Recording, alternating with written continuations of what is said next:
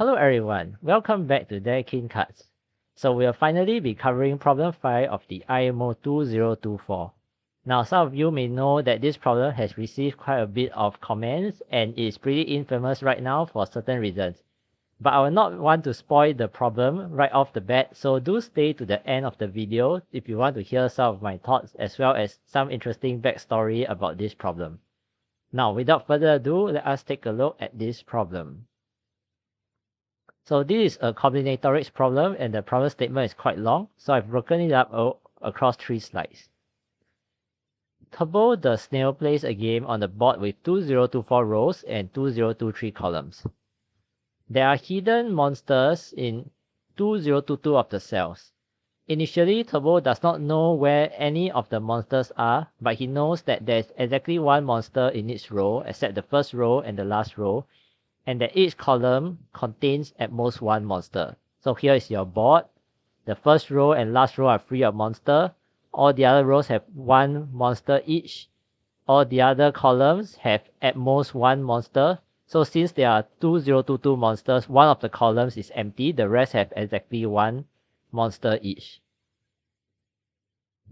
So Turbo makes a series of attempts to go from the first row to the last row. On each attempt, he chooses to start on any cell in the first row, and then repeatedly moves to an adjacent cell sharing a common site. He is also allowed to return to a previously visited cell.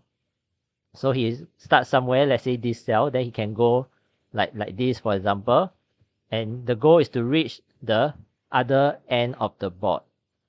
Now, if he reaches a cell with a monster, his attempt ends and he is transported back to the first row to start a new attempt. The monsters do not move and Turbo remembers whether or not each cell he has visited contains a monster. If he reaches any cell in the last row, his attempt ends and the game is over. So the question is, we need to determine the minimum value of n for which Turbo has a strategy that guarantees reaching the last row on the nth attempt or earlier, regardless of the locations of the monster. So to paraphrase slightly to help digest the problem, basically you start in the first row and then you can just walk around to adjacent squares, and if you hit a monster, you straight away end that attempt and you respawn in the first row. But that is information that you gain. Firstly, you gain information that the squares that you successfully walk on don't have monsters, and you gain information that the square where you encounter the monster is a dangerous square. So you want to basically you want to find the value of n such that no matter what the configuration of the monsters are, you can actually complete the game with n attempts or less. Okay, so I will go through some motivation on how you might construct a very efficient solution.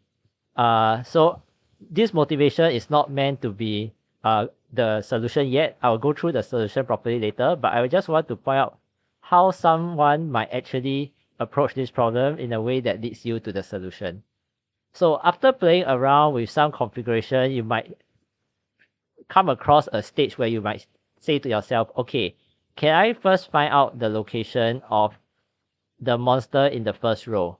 Let's say I explore the first row and I encounter the monster here. Then what you might think is that, oh, this row, the rest of the row, as well as this column is now safe. This column can lead me all the way down to the bottom. So if I can go across like this, I go by its side or go by this side, I'll be able to complete the game. And it's not possible for a monster to be both here and here. So if I just use my second attempt to check this square out, if it's a monster, okay, fine. Then I will just know that there's no monster here. I use my third attempt to go this way. If there's no monster, then very good. My second attempt is able to complete the game. So it looks like, maybe I can be done with 3 attempts. I don't have to use like all the way to 2024 attempts or something like that. But then you might realize, what if the monster in the first row is actually at the edge? And then that is where you run into your problems. So, well, you still know that the first row is clear and the rest of the first column is clear. But if you want to check that whether there's a monster here or not, you might be very unlucky and go, oh no, it can actually have a monster here, and this time there's no path on the left for you to bypass the monsters. So shucks, it could have a monster here. And worse still, you might say, can I bypass it to its right? No, what if there's a monster here and you have this very annoying diagonal pattern where you can spend so many attempts trying to go past the monsters by its right, but you waste like 2023 attempts and find out that you are just going down the diagonal. So that doesn't seem very good. Now, the critical insight then is, why should you bother to uncover the bad news? What do I mean by this? So if you encounter a monster that is not on the edge in the first row, then fine. You know you're in a good situation now because you can complete it in 3 attempts.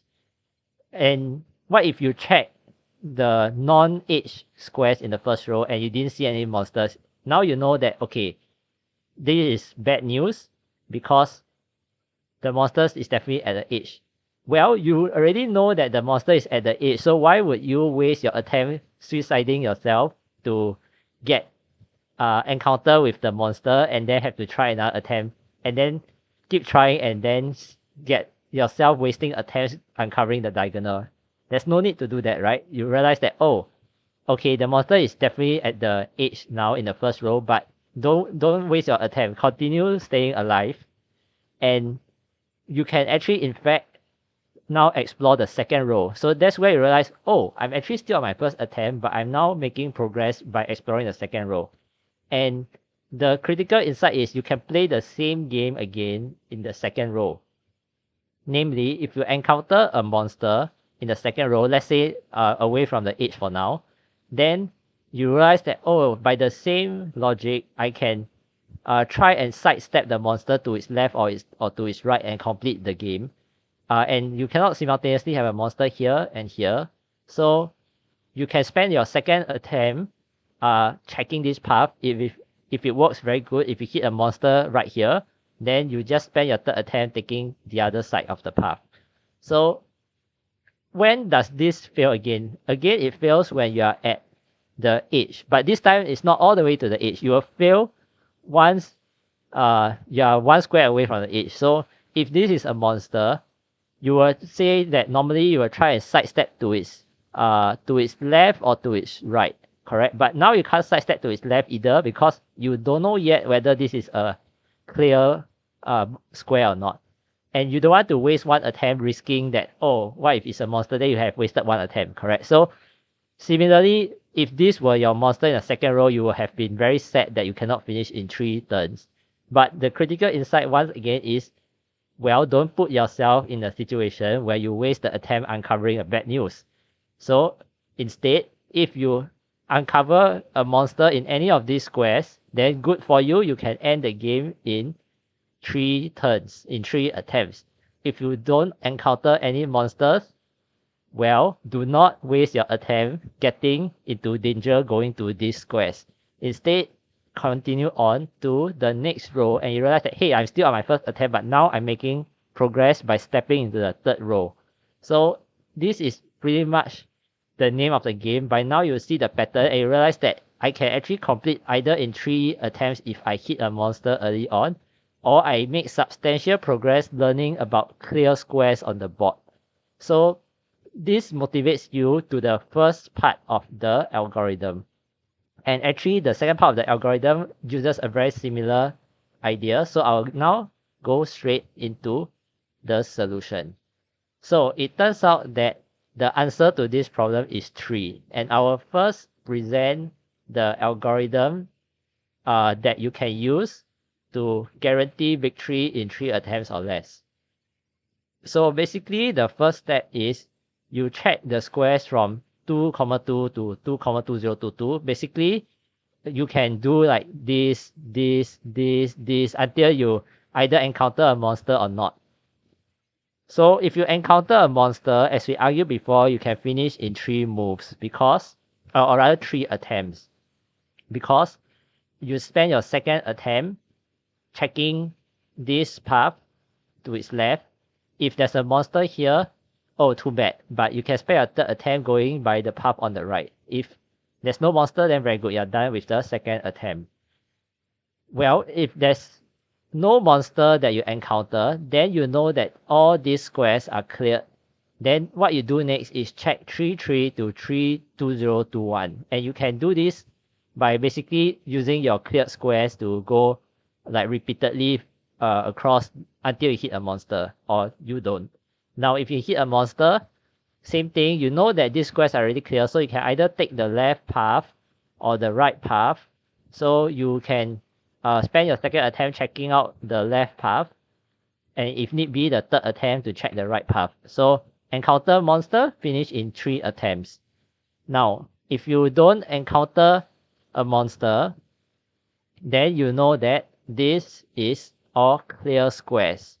So once again, you can check now whether 44 to 42020 contains monsters or not, etc, etc, etc. So if you do all this, continue the scenarios all the way through, if you encounter monster at any stage, you can finish in 3 attempts by the arguments we have already gone through. But if not, you never encounter monsters, eventually you will hit the squares will run out, and you will hit a single square here that you have checked is clear, and the whole the sub diagonal here, half diagonal and half diagonal here are all question mark. You never check them at all. So this square is you can calculate is actually at coordinate 1012, 1012. I'm just going to indicate with a circle so that we can position ourselves. We know where we are on the board in the future slides. So now that you're here, you're pretty much stuck. You cannot continue this pattern again, but you can actually say, okay, fine, I'm going to now use my first attempt to just explore row 1012 until I hit the monster. So the monster is somewhere on row 1012. Let's say without loss of generality is to the left of the point 1012, 1012. Okay, so I've already used up 1 attempt. Now I'm on my second attempt, but I know that all these squares are cleared as well as these squares to the right of 1012. Okay, so now what?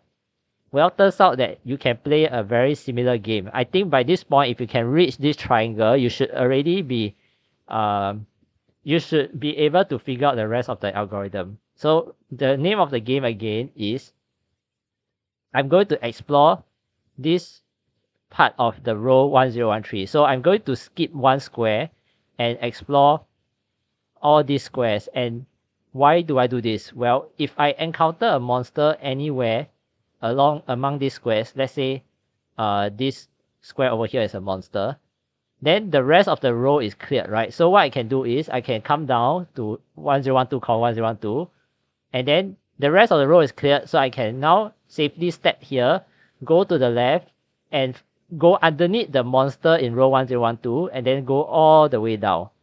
Yeah, so once again, if the monster is somewhere here, to the right of the yellow box, then the rest is cleared, so I can come down, go to the left, go beneath the monster in row 1012, and then go all the way down and finish the game. So encountering this monster as your second attempt, and what you have used is your third attempt to finish the game. So again, you only use 3 attempts. Now, what happens if you don't encounter the monster? The reason why you don't want to touch this square is because if you found a monster here, you can't really finish the game. You might be stuck in a very annoying diagonal again. So that's why I'm only exploring from here to here, and don't bother like risking your life checking out this square, right? So as I mentioned, if you risk your life checking out all these squares to the right over here and you found a monster, you can spend your third attempt ending. But if you don't, well, you do learn that all these squares are clear, so you repeat the name of the game again. Specifically, you skip 1 square and then you explore the rest of the right side of the row. If you hit a monster, well, you can spend your third attempt going to the going through the safe square to the yellow box, go to the left, and then go beneath the monster in row 1012, and then go down again. So it's the exact same logic. And by now you should be able to figure out the rest of the game. So basically, you encounter monster, finish in 3 attempts. If you don't encounter a monster, this is clear, and so on and so on and so forth. So if you go through all the way of the else scenario, which, by the way, if you are still alive, you are still on your second attempt, and then what you will realize is that you will eventually hit the bottom of the board where you have checked that 2023, 2023 is actually clear. And because the last row is clear, you can now very happily step out to the last row and claim victory while still on your second attempt. So overall, you only need 3 attempts to finish the game. So we still have to check that 2 attempts is not possible. So let's quickly step through that logic before going to some interesting stories about this problem. Yeah, so the first time you step into row 2, you might be really unlucky and already encounter a monster and your attempt ends right then and there.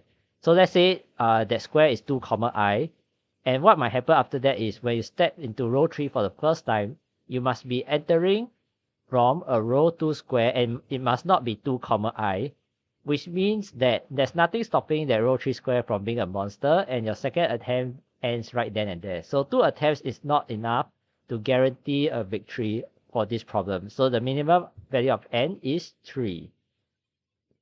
Okay, so before ending the video, I would like to share some interesting nuggets about this problem. So the author of this problem is from Hong Kong, and the inspiration for this problem came from an English listening comprehension test, which actually talked about a game that is similar to this. So after the test, the author played around with this game for a while before eventually coming up with this problem. Now, initially the problem was submitted to the team leader of Hong Kong for the team selection test, but the team leader suggested this could be submitted to the IMO. So here we are today. And what is even more interesting is during the problem selection process, when this problem was selected, there were actually quite a few people who cheered. I'm not sure if they were all trying to throw the contestants or they really like the turbo, the snail and whatnot. So there's actually quite a bit of positive reception when this problem was selected. But at the same time, teams which are traditionally strong in the IMO, their team leaders actually tried to remove the problem because, I mean, I'm not able to speak on their behalf, but my guess is that if your team is traditionally strong, you would want to put in a problem that is more predictable in terms of your team members being able to solve it. So I can see the logic in that. Yeah, but regardless, the problem was actually selected eventually. And here we are today. Now, what do I think about this problem and whether it's actually a reasonable IMO problem? So I'm not sure what you think, but there have been IMO problems, or in fact Math Olympiad problems in the past, where it looks as though the solution is one way, but actually, if you keep an open mind and work on it, assuming that it's possible to have different solutions, you actually are able to solve the problem. So one example is IMO 2010 problem 5, where it looks as though the answer should be impossible, but actually there is a construction that achieves the desired outcome. Yeah, that was a yes or no question, and most people might box themselves to think that the answer is no, it's not possible, but actually the answer is yes. So that's another example of what you might call a troll problem, but this type of problems have happened before in the past. So what is really important is if you had not boxed yourself into thinking that the answer should be like 2023 or 2024, and you try and look for a really small and efficient answer for n, you might actually be able to come up with this algorithm yourself. So when I approach this problem and try to look for as small an n as possible, thinking that, well, the answer might be like something really small, it actually led me to think about how to sidestep monsters and not waste a time uncovering bad news, and eventually led me to this solution. So of course I'm not doing this under contest conditions, and of course during contest you are pressed for time, you might not have time to think about exploring really small values of n. So I'm not sure if there will be many contestants who will be able to survive the throw of turbo. So that is all I'm going to say about problem 5. I'm sure you have your own views about problem 5 as well. Do let me know what you think in the comment section below. And stay tuned for the final video on IMO 2024, and I'll see you soon.